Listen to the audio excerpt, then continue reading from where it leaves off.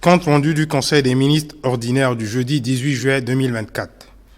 Le Conseil des ministres a tenu sa séance ordinaire ce jeudi 18 juillet 2024 à partir de 16h30 sous la très haute présidence de son Excellence, professeur Faustin Archange Touadéra, président de la République, chef de l'État. L'ordre du jour est structuré autour des points suivants. 1. Les dossiers à examiner. 2. Les communications ministérielles. 3. Les divers. L'établissement de l'ordre du jour précité a été précédé, avec l'autorisation de son Excellence Monsieur le Président de la République, chef de l'État, de la présentation par le ministre chargé du secrétariat général du gouvernement et des relations avec les institutions de la République de la position des membres du gouvernement absents. Au titre des dossiers à examiner. Ministère des Transports et de l'Aviation civile. Invité par son Excellence Monsieur le Président de la République, chef de l'État, à prendre la parole, le ministre chargé des Transports et de l'Aviation civile a soumis à l'examen du Conseil 2 dossiers. Le premier dossier consiste en un projet de loi portant création de l'Agence nationale de sécurité routière de Centrafrique. Le ministre a mentionné que l'initiative de ce projet de loi est motivée par les synthèses du séminaire gouvernemental d'août 2022 et soutenue par les recommandations de l'Assemblée générale des Nations unies qui avait décrété la première décennie 2011-2020 et la deuxième décennie 2021-2030 d'action pour la sécurité routière en recommandant aux États africains de créer des agences chefs de file pour conduire la gestion de la sécurité routière.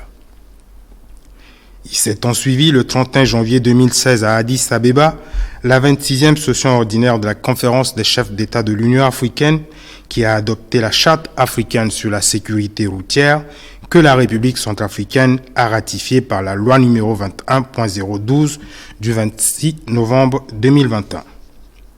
L'analyse statistique des rapports de l'Organisation mondiale de la santé sur la situation de la sécurité routière, notamment le dernier de décembre 2023, renseigne que près d'1 190 000 décès sont dus aux accidents de la circulation routière en 2021.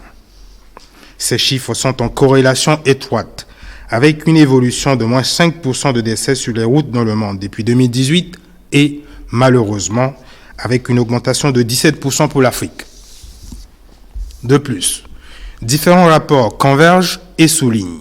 que les traumatismes dus aux accidents de circulation représentent la troisième cause de mortalité dans le monde et la première chez les jeunes âgés de 15 à 29 ans. Au plan national, la fréquence haussière des accidents de la route soulève des préoccupations particulièrement croissantes liées aux conditions de transport par les taxis-motos. Cette situation catastrophique fait de l'insécurité routière un problème de santé publique qui nécessite une prise de conscience globale, ainsi que la mise en place d'une politique cohérente et d'une stratégie évolutive de sécurité routière. D'où l'initiative du projet de loi portant création de l'Agence nationale de sécurité routière de Centrafrique, en abrégé ANSERCA. Cette agence aura pour mission principale le financement du programme de la prévention et de la sécurité routière. Elle assurera entre autres la collecte des ressources et la mise en œuvre de la politique nationale en matière de réglementation. Considérant que ce projet de loi a été soumis au strict respect de règles juridiques, de fond et de procédure ainsi qu'à des principes de bonne rédaction, le ministre a sollicité du Conseil son adoption.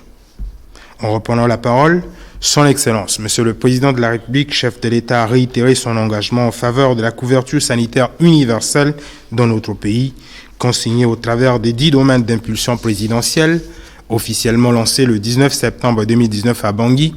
au rang desquels figure la sécurité routière.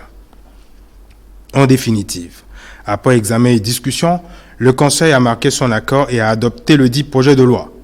Les ministres concernés sont instruits aux fins d'en assurer la défense devant l'Assemblée nationale. Le second dossier que le ministre chargé des Transports et de l'Aviation civile a soumis à l'examen du Conseil concerne le projet de décret portant organisation des transports routiers en République centrafricaine. Le ministre a affirmé que 34 ans après l'édiction du décret numéro 90.043 du 13 février 1990 portant organisation des transports routiers, plusieurs dispositions de cet instrument juridique de régulation du secteur des transports sont devenues caduques. Elles ne peuvent donc plus répondre efficacement aux nouvelles exigences de l'environnement national et international relative à l'exercice des activités de transport routier. En effet, au plan sous-régional, il y a eu le règlement numéro 15/03 de l'Union économique de l'Afrique centrale du 12 décembre 2003 portant réglementation des conditions d'exercice de la profession de transport routier inter-État de marchandises diverses, révisé le 8 septembre 2020 à travers le règlement numéro 02/20 de l'Union économique de l'Afrique centrale.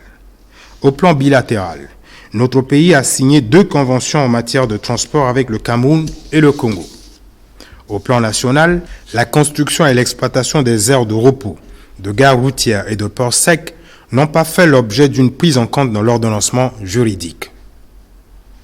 Tels sont les arguments de réforme organisationnelle et normative évoqués par le ministre à l'appui de la relecture du décret numéro 90.043 du 13 février 1990 portant organisation des transports routiers. Après débat, le Conseil a marqué son accord et a adopté le dit projet de décret. Il sera soumis à la signature de son Excellence, Monsieur le Président de la République, chef de l'État. Ministère chargé des mines et de la géologie. Autorisé par son Excellence, Monsieur le Président de la République, chef de l'État, à prendre la parole, le ministre chargé des mines et de la géologie a soumis à l'examen du Conseil 4 projets de décret. Le premier projet de décret porte attribution de 2 permis d'exploitation industrielle de petites mines à la société Ouahi Investment. Le ministre a indiqué que la société Ouahi Investment, au capital de 10 millions de francs CFA, immatriculée au registre du commerce et de crédit immobilier sous le numéro CA/BG 2023 B2393, a signé le 15 décembre 2023 avec l'État centrafricain une convention minière au terme de laquelle est prévu l'octroi de 2 permis d'exploitation industrielle de petites mines dans la région de Aba. Étant donné que la société Ouahi Investment a rempli toutes les conditions requises pour l'obtention de ces permis, le ministre a sollicité l'adoption du dit projet de décret. Sur l'occurrence d'hypothèses liées à des profils d'investisseurs, son Excellence, Monsieur le Président de la République, chef de l'État, a précisé que les tendances géopolitiques actuelles, articulées aux relations internationales, commandent, en ce qui concerne nos ressources minières, des choix d'exploitation à la fois rationnels et stratégiques, dont l'intérêt de générer des flux financiers et des investissements capables de soutenir les ambitions structurantes de développement durable de la République centrafricaine dans le strict respect de la législation et de la réglementation nationale relative au climat des affaires et dans le strict respect des engagements bilatéraux et multilatéraux, plus précisément les normes de l'initiative pour la transparence dans les industries extractives. Dans cette perspective, le président de la République, chef de l'État, a réitéré sa ferme volonté politique et prospective inhérente au développement de la recherche scientifique, fondamentale à la mise en évidence du potentiel minier centrafricain, de l'ampleur de nos gisements, de la capacité d'extraction minière et d'exploitation industrielle de grandes mines. En résumé, après examen et discussion, le Conseil a marqué son accord et a adopté le projet de décret portant attribution de 2 permis d'exploitation industrielle de petites mines à la société Ouahi Investment. Il sera soumis à la signature de son Excellence, Monsieur le Président de la République, chef de l'État. Le deuxième projet de décret que le ministre chargé des mines et de la géologie a soumis à l'examen du Conseil porte modification du décret numéro 22.044 portant attribution de 5 permis de recherche de l'or et de diamants à la société Voguerock. Le ministre a indiqué qu'après la signature du décret susmentionné, notamment lors du lancement des travaux d'exploitation, il était constaté que les coordonnées géographiques du permis comportaient des erreurs techniques équivalentes à une superficie égale à 2160 km² au lieu de 500 km². Afin de corriger cette erreur matérielle, le ministre a sollicité du Conseil la modification du décret numéro 22.044 portant attribution de 5 permis de recherche de l'or et de diamants à la société Voguerock. Après examen et discussion, le Conseil a marqué son accord et a adopté le projet de décret portant modification du décret numéro 22.044 portant attribution de 5 permis de recherche de l'or et de diamants à la société Voguerock. Il sera soumis à la signature de son Excellence, Monsieur le Président de la République, chef de l'État. Le troisième projet de décret que le ministre a soumis à l'examen du Conseil porte agrément d'une bijouterie d'or et de diamants bruts à la société TAFA. Le ministre a indiqué que la société TAFA est une société unipersonnelle à responsabilité limitée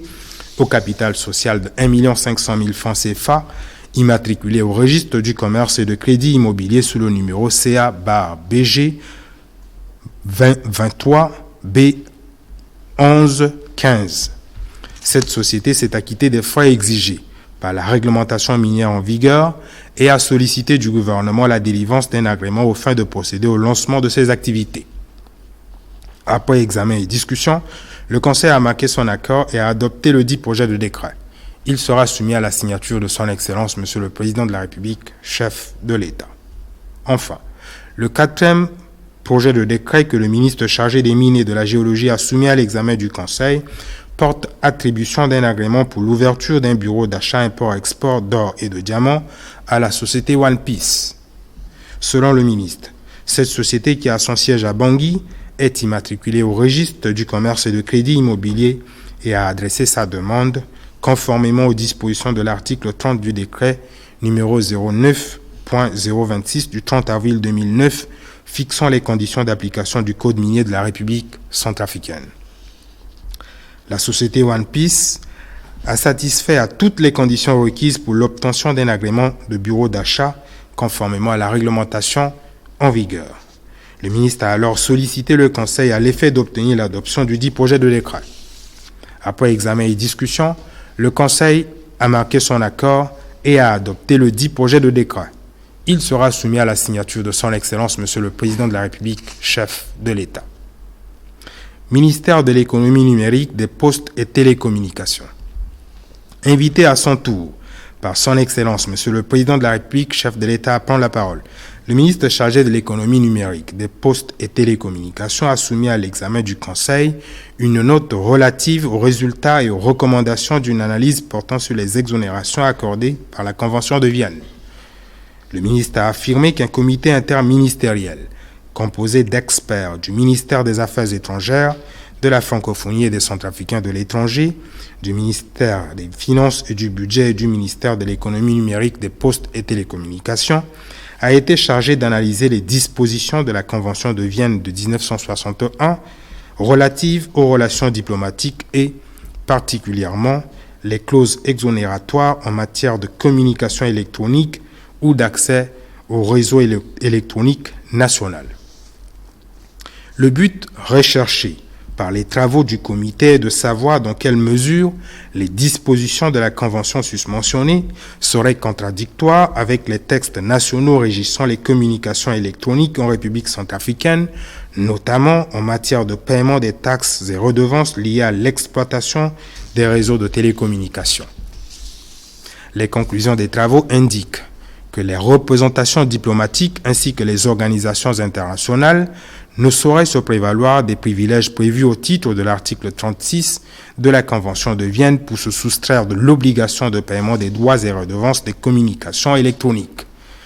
En vue d'approfondir les conclusions issues des travaux du comité interministériel et d'étayer la nature des dites redevances et leur champ d'application, le ministre a sollicité le Conseil aux fins d'obtenir un accord de principe pour la signature d'une circulaire par Monsieur le Premier ministre. L'acte escompté du chef du gouvernement aura pour vocation d'engager et d'encadrer les actions suivantes. La mise en place d'un cadre technique permanent et multisectoriel chargé d'examiner toutes les demandes d'exonération en matière de TIC-TEC. L'organisation de séances de vulgarisation des dispositions de la loi de finances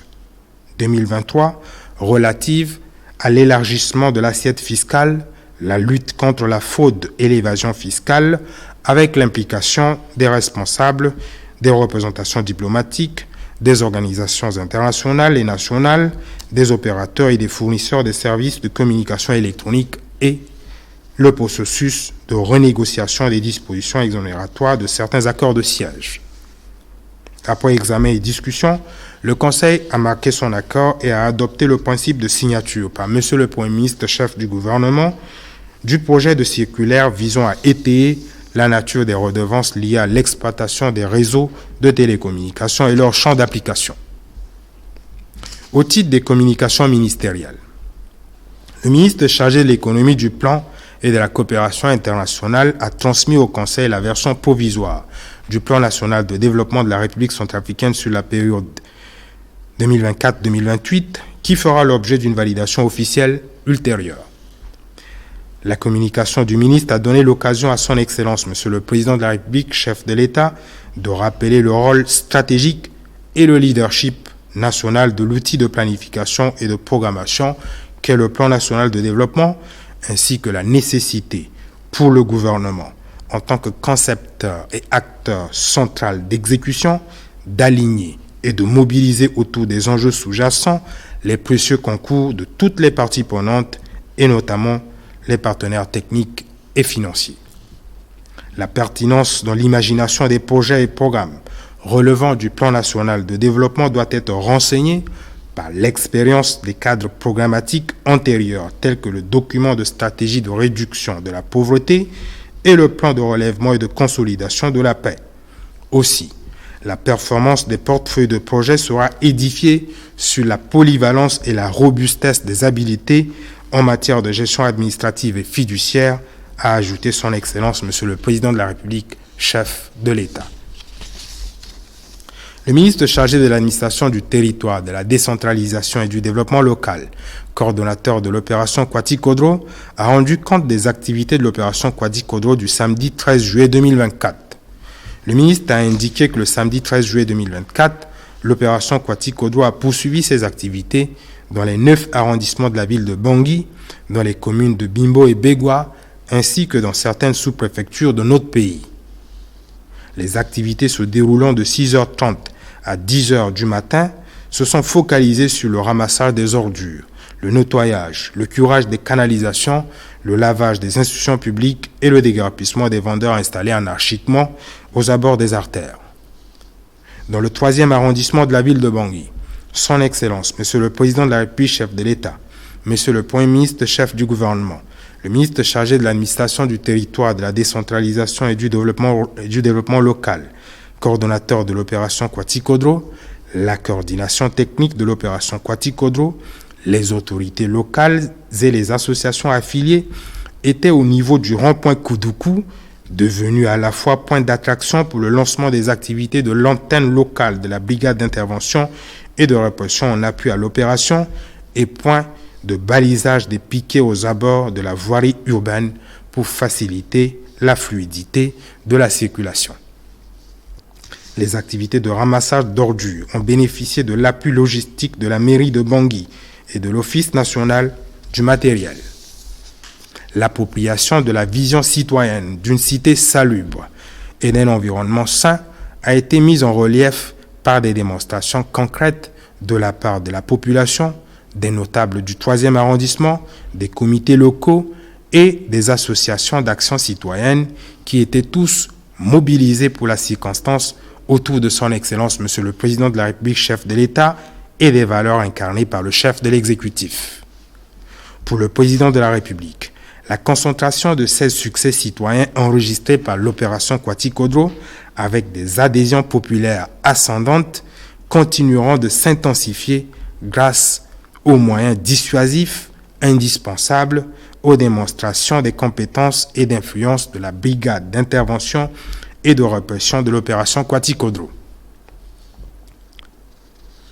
Le ministre chargé des Transports et de l'Aviation civile a rendu compte au Conseil de la mise en œuvre du projet du décret numéro 23.149 du 6 juin 2023 fixant les barrières légales en République centrafricaine.